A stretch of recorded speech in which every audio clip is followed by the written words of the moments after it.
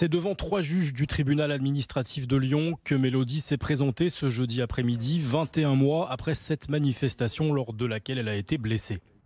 C'est que l'État soit reconnu comme responsable de ce qui s'est passé. Car le débat va au-delà de la propre histoire de Mélodie. Pour la jeune femme, cette audience, qui constitue une première à Lyon, est avant tout un combat symbolique contre les violences policières. Il y a un combat politique aussi sur la question des violences policières qui touche beaucoup de gens aussi, des familles de victimes, des personnes qui ont été victimes de violences policières extrêmement graves. Donc c'est plus largement l'idée que les enquêtes soient menées avec diligence.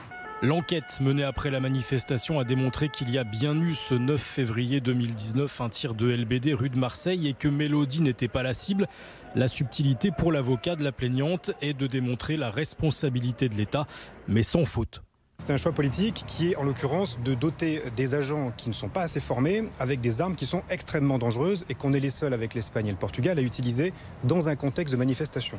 Donc à un moment donné, il faut qu'il assume les conséquences de ce choix et quand il y a des dommages collatéraux et des victimes collatérales plus précisément, il faut qu'il en paye le prix. Mélodie réclame une réparation des préjudices subis à hauteur de 10 000 €. La rapporteure publique a demandé au juge de condamner l'État à lui verser 800 €.